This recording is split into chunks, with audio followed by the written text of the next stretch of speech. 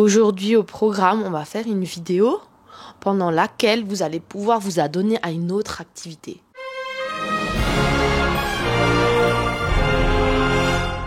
C'est un espèce de podcast parce que moi je regarde en ce moment tout plein de podcasts, des interviews et j'adore ça. Et je me dis, allez c'est parti maintenant, c'est à moi de la faire, de la tourner. Alors je vais m'allonger comme ça en faire, comme si j'étais chez le psychiatre ou le psychologue. Non, pas le psychiatre. Je crois pas que j'ai une maladie mentale. Je sais pas en fait. En tout cas, chez le psychologue. Et non, je vais pas être allongée toute la durée de la vidéo. Vous allez me poser des questions. Je vais anticiper vos questions. Il y en a certaines que vous m'avez posées. Alors, c'est souvent sur Instagram. Parce que c'est là où je suis le plus réactive. La plus réactive, pardon. Et je poste pas mal de stories. Alors vous pouvez venir, hein, si jamais vous êtes en manque de mes blagues nulles. Vous venez sur Instagram. Alors vous serez contentés. On va dire ça comme ça. Ok, alors déjà là, mets-toi à l'aise. Donc mets des pantoufles. Ou alors des chaussures comme moi. Des jaunes uniquement. Après tu peux faire la vaisselle. Enfin voilà, je te donne des idées. Mais occupe-toi comme tu as envie. Si tu as envie de rester devant le téléphone ou quoi. Parce que même un type notice, tu peux. Mais voilà, alors le but de cette vidéo, c'est que je vous explique un peu mon cheminement en tant que créatrice de contenu. Il y en a qui vont dire youtubeuse, il y en a qui vont dire influenceuse, mais je trouve ça un peu pompeux. Moi, je dis que je fais des vidéos parce que ça m'amuse. Si je suis satisfaite, moi, du rendu, eh ben, je suis contente du. Et puis si ça vous plaît, ben alors là, je suis encore plus contente du. Je crois en Alsace, on dit du à la fin des phrases. Je suis pas sûre. Au final, j'ai créé ma chaîne fin 2017, décembre 2017. Donc en fait, j'aime bien dire que je l'ai ouvert depuis 2018. C'est à peu près pareil. Donc 2019, 2020, 2021, 2022. Fin 2022. Donc ça fait 4 ans, presque 4 ans et demi. Pas presque 5 ans en fait, que j'ai ouvert ma chaîne. Oh pétard, on dirait pas comme ça. Et en fait, j'ai eu des fréquences de publication très très différentes. Alors, il y a un moment donné, je publiais toutes les semaines. Je me suis dit, je me mettais comme ça une espèce de pression. Marina, tu fais une vidéo par semaine. Donc, quand vous faites une vidéo, je vais vous parler de ça aussi un petit peu. Hein. Comment on prépare une vidéo de l'idée à la réalisation. Et vous allez voir que c'est un processus qui est assez long. Et quand vous faites ça, il faut être autodidacte ou alors être bien accompagné. Mais en tout cas, il faut du courage. Et il faut être passionné. Parce que sinon, vous abandonnez direct. Je vous le dis cash. Parce qu'il y a beaucoup de choses à faire. Alors, je ne suis pas en train de me plaindre. Hein, je suis juste en train de vous expliquer. Parce que je n'ai pas à me plaindre. Comme dit, j'ai ouvert ma chaîne YouTube. C'est de mon plein gré. C'est pas quelqu'un qui m'a mis couteau sur la gorge, fais une vidéo YouTube, ou bien tu ne pourras plus manger de truffes. Non, personne m'a dit ça. Donc je l'ai fait par moi-même. Je suis contente de l'avoir fait et je pense pas que ça va s'arrêter tout de suite. Honnêtement, j'aime bien faire ça. C'est juste qu'il y a des moments dans la vie, il y a d'autres priorités, il y a d'autres choses qui viennent, il y a l'aspect professionnel à côté de ça qui prend peut-être le dessus. Et qui fait que, à un moment donné, la fréquence de publication est différente. Ok. Vous voyez bien que dans cette vidéo, il n'y a aucun plan. Le plan, il est un peu dans ma tête. Mais comme je digresse très facilement, on va digresser. Mais c'est pas grave si on digresse, parce que vous êtes en train de faire la vaisselle. Donc, si on digresse, c'est-à-dire qu'on enlève la graisse. Et c'est bien d'enlever la graisse quand vous faites la vaisselle. Trop forte. Ouh, satisfaite de cette petite blague. Ok, alors où en étions-nous ? Nous étions à justement comment est-ce qu'on crée une vidéo quand on est youtubeuse. Eh bien d'abord t'as l'idée. Alors les idées, c'est certainement pas ce qui manque, je pense. Surtout quand tu dors la nuit, tu te réveilles et là, et je pourrais faire ça. Ou alors c'est plutôt quand t'essayes de t'endormir. C'est là que ça commence, tu vois. C'est pas le moment en plus, hein. On est d'accord, hein. Quand on essaye de s'endormir, on aimerait bien s'endormir. C'est ça l'idée. Mais non, le cerveau en a décidé autrement et puis te donne plein d'idées. Et tiens, et si je pourrais aller dans ce restaurant ? Et si on pourrait mettre en place tel concept ? Et voilà. Et donc les idées, ce n'est pas le problème. Ok, on a une idée. Le plus difficile après, c'est comment on va la mettre en place, la mettre en œuvre. Et donc typiquement, allez, je fais un truc simple, le concept le plus basique, c'est tu vas tester un restaurant. Alors déjà, tu te dis pourquoi je vais tester ce restaurant. Qu'est-ce qu'il a de particulier? Est-ce qu'il a un intérêt? Est-ce qu'il a une plus-value? Alors, très souvent, tu connais pas le restaurateur. Hein. Je regarde juste la carte, tu regardes les avis sur Google, tu demandes s'il y a des gens qui connaissent. C'est tout. Et après, moi, j'y vais comme ça. Alors, ça dépend. Parfois, je m'annonce à l'avance quand il y a un compte Instagram qui est tenu par un community manager et donc, du coup, qui est mis à jour. Du coup, à ce moment-là, j'envoie un message. Je dis bonjour, je suis... je dis pas je suis parce qu'il y a écrit mon nom, hein. Marina sort sa caméra. Je fais des vidéos sur YouTube, je suis intéressée par vous parce que j'ai vu que vous faisiez un immense cordon bleu de 800 grammes, j'ai jamais vu ça nulle part ailleurs, et franchement je suis intriguée, est-ce que ça vous dérangerait si je viens faire une vidéo chez vous? Voilà, alors le truc ultra français, c'est de 1, première réaction face à ce genre de message, pour toute personne, hein, j'ai peur. Qu'est-ce qu'elle me veut, la dame? Veut-elle faire un bad buzz sur moi? Veut-elle récolter un maximum de vues en dénonçant ce que je fais? Sous-tendu, je fais quelque chose de mal, alors que non, pas du tout. Enfin bref. Et donc du coup, là, toi, t'es face à ça. Une petite appréhension, voire une grosse appréhension. Et comment tu fais? Tu souris, hein? Sauf que quand t'envoies un message, tu peux pas sourire. Ah, ça, c'est un problème. Enfin bref, donc tu envoies ça, tu vois comment ça réagit, etc. Après, très souvent, tu y vas quand même, que ce soit oui, que ce soit non. Et quand tu vois les personnes et quand tu discutes, ça commence à se décanter tout seul. Ils comprennent qu'il y a de la bienveillance, que de toute manière, est-ce que je vais dépenser 20 heures de ma vie à faire une vidéo sur un mec nul ou une nana nulle? Ben non. Je veux dire, à un moment donné, le temps, c'est précieux. Ok. Donc tu vas là-bas, et là tu prends ta caméra, tu regardes que il y a de la batterie à peu près partout, tu regardes que tu as un bon micro externe comme celui-ci avec une belle bonnette là. Le prix, on n'en parle même pas parce que là on est parti sur une vidéo de 1h30.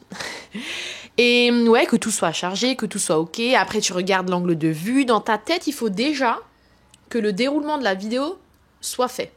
C'est-à-dire que tu sais qu'est-ce que tu vas filmer en intro, qu'est-ce que tu vas dire à peu près. Quel est le sujet principal de ta vidéo, tu vois?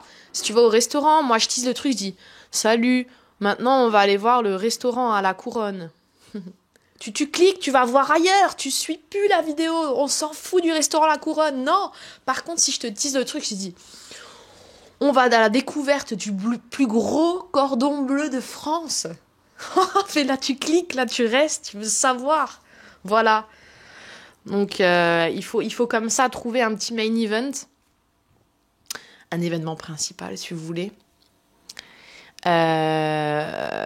Quelque chose digne d'intérêt qui va éveiller ta curiosité. Ok. Et ensuite, voilà, le fil de ta vidéo. Après, quand tu parles et tu vas expliquer quelque chose, il faut tout de suite penser que tu aies des images d'illustration pour ça. Exemple, je sais pas, je suis en train de manger avec Delphine au restaurant, et puis on parle de la carte, d'un certain plat de la carte. Et après, il faut que je pense que, alors soit après ou avant, que j'aille filmer ce plat dans les cuisines, ou alors que je demande au restaurateur, oui, est-ce qu'on peut faire juste ce plat-là, ou voilà, ou truc comme ça, hein, ou on est en train de manger un plat, et que j'aille filmer des images de comment ce plat a été monté, par exemple. Voilà, illustrer. Alors, sur des dégustations comme ça, il n'y a pas beaucoup d'images d'illustration. Mais typiquement, des vidéos qui m'ont demandé le plus de temps, c'est des vidéos de tourisme. Un peu comme celle que j'ai fait à Bergheim, un peu dans la même veine que celle que j'ai fait en Normandie, en Bretagne. Il y a énormément d'images par-ci, par-là à choper. Et ça demande, c'est une charge mentale qui est énorme. Et donc, en fait, il y a toujours cette ambivalence à te dire, est-ce que je profite du moment ou est-ce que je fais une vidéo qui va être correcte. Et forcément, j'aimerais faire les deux. Moi qui suis épicurienne par nature, j'ai envie de prendre du plaisir, mais de l'autre côté, j'ai envie aussi que le travail soit bien fait. Entre guillemets, le travail, hein, c'est pas péjoratif ce que je dis, hein. C'est un fait que la vidéo soit bien faite, agréable à regarder, et que vous restiez le plus longtemps possible sur la vidéo, en fait. Que vous perdiez pas votre temps, et que vous dites mais quelle est cette chaîne YouTube qui nous fait perdre notre temps? Pas du tout, c'est pas l'idée. Ok, donc il y a cette petite ambivalence là. Ensuite, il y a aussi le son à gérer. C'est-à-dire que quand moi je suis seule, il n'y a pas de problème, comme ici. J'ai mon micro. Alors, j'ai juste à gérer que en fait, l'espace entre là et là soit à peu près le même. Parce que si je fais ça tout le temps et ça tout le temps, vous, le son, vous devez faire moins, moins, moins, plus, plus, plus. Voilà. Donc, pour vous faciliter la vie, j'essaye d'avoir la même distance. Et comme ça, le son est plutôt monotone, on va dire, en termes d'intensité de décibels, de volume. Mais par contre, si on est 2 personnes, voire 3, il faut démultiplier les micros, hein, d'accord? Donc il faut un micro par personne. Et vous imaginez? Il faut synchroniser ça après le montage. Quand il y a 2 personnes qui parlent en même temps, enfin bref, ça on rentre dans le technique. Mais juste pour vous dire, plus vous multipliez les acteurs, plus vous multipliez les lieux, etc., plus vous avez de travail au montage et à la prise de vue pour les rushs. Ok. Donc vous voyez un petit peu tous les métiers là que l'on doit découvrir, les tâches et les missions qu'on doit s'approprier. Ouais, c'est intéressant, mais ça demande de l'influx nerveux, ça demande de l'investissement, ça demande du temps. Ok? Voilà.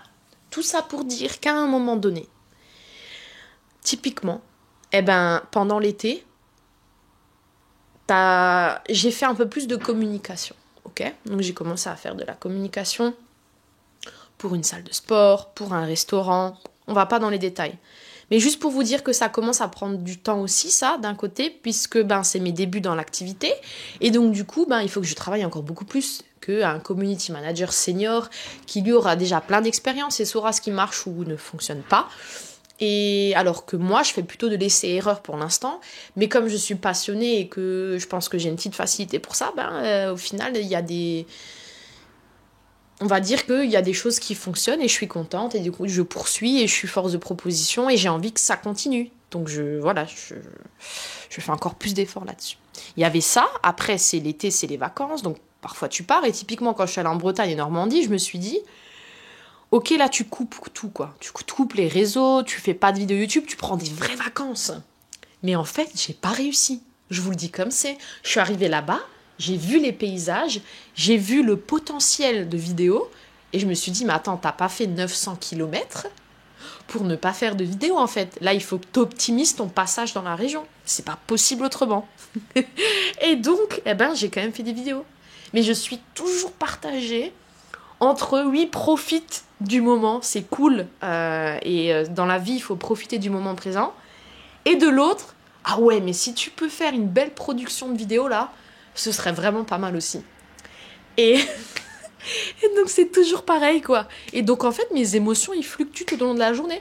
Parce que quand je vois qu'il y a un truc qui fonctionne pas par rapport à la prise de vue, etc., que je me casse trop la tête parce que je vois pas comment est-ce que je peux amener ça, etc., mon moral il est down. Alors parfois j'appelle mes parents, je me rappelle, j'étais en Bretagne, Normandie là, je disais ouais mais non, mais je me suis de nouveau rajouté du boulot, et assis, ça... Je leur racontais mes devoirs au téléphone.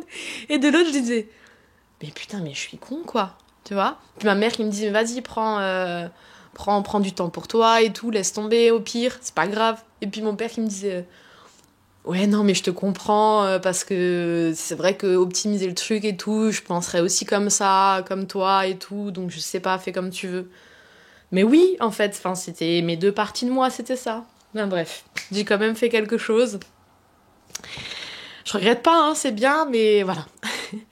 Et donc, on vient à septembre maintenant, et là, j'ai une nouvelle activité professionnelle. Non, c'est pas vrai ce que je dis, j'ai pas une nouvelle activité professionnelle, mais c'est un peu comme si. Donc, je suis toujours professeur de PS, mais j'ai changé d'établissement. Et en fait, ça a tout changé. Alors déjà, quand vous êtes professeur, je pense que quand vous changez d'établissement, vous changez presque de métier. Parce qu'il y a tout qui change. Il y a votre supérieur qui change. Il y a vos collègues qui changent. Il y a le public qui change. Il y a les locaux qui changent. Et quand tu es professeur d'EPS, les locaux, c'est encore plus important. Typiquement, avant, moi, dans mon ancien établissement, on avait des installations propres au lycée. Donc, on avait notre gymnase, notre salle de muscu, tout chez nous, d'accord, le stade, etc. Là, typiquement, je n'ai rien dans mon lycée. Absolument rien. Donc, je suis dépendante des installations extérieures. Il y a plein d'autres collègues sur les installations, d'accord? Parfois, s'il y a des créneaux, on est 6 au même endroit, ok? Voilà. Le matériel, j'arrive dans un nouvel établissement. Ben, je dois regarder tout le matériel qu'il y a. Je dois me projeter sur toutes mes programmations, toutes mes classes. C'est un nouveau public que je ne connais pas. Et vraiment radicalement différent. J'étais sur un public plutôt technologique et professionnel, mais dans le monde agricole, production, etc. Là, je suis passée sur un public uniquement professionnel et sur du service à la personne, de la vente, conseil en alimentation. Enfin, rien à voir comme public. C'est des jeunes qui ont d'autres problématiques, d'autres bases, etc. Tout ça pour vous dire qu'à un moment donné, vous avez beaucoup de travail pour vous adapter. Encore une fois, je me plains pas, c'est normal, c'est la base. Mais ça prend du temps, c'est tout. Et le deuxième truc aussi, c'est que du fait que je fais des vidéos YouTube, que je fais un peu de com, etc., j'ai été sollicitée par d'autres personnes pour une mission justement pour faire des vidéos. Et donc ça aussi, ça me prend énormément de temps. Et en fait, entre ça, donc les vidéos professionnelles, le nouveau métier dans le nouvel établissement, la communication et les activités de loisirs en fait, hein. Voir tes amis, et puis faire du ping-pong 3 fois par semaine, et puis faire de la musculation 1 à 2 fois par semaine, et voir ta famille, et encore ça, malheureusement je les vois pas assez à mon goût, mais est-ce que vous vous rendez compte que dans une journée il y a 24 heures? Alors, ouais, j'espère que vous avez regardé la vidéo à ce moment-là, sinon faut que vous vous remettiez parce que c'était drôle. En plus, vous pouvez faire des ralentis et tout. Je sais pas pourquoi je me couche, genre je suis fatiguée, mais...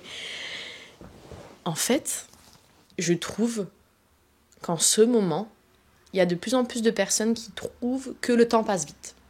Alors déjà, il y a 1 an, 2 ans, voire 3 ans, j'entendais déjà ça. Mais alors là, c'est de plus en plus souvent, et par de plus en plus de personnes. Donc le sentiment, il est partagé. On est là, mais où le temps passe? Où fuit-il? Où va-t-il? D'ailleurs là, ça fait déjà presque 20 minutes que je parle. Donc je vais pas tarder à finir cette vidéo. Mais j'ai encore 2-3 choses à dire, mais pas très longtemps. Mais juste pour vous dire que d'un côté, j'ai cherché cette situation où je suis occupée tout le temps. J'ai tout le temps quelque chose de prévu. Parce que j'adore ça. Je n'aime pas être ici et n'avoir rien à faire.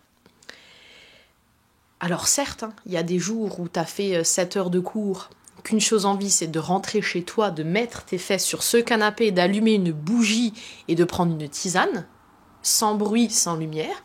Ça, tu as vraiment besoin et envie. Mais si je ne fais rien toute la journée, je vais être angoissée, je ne vais pas dormir.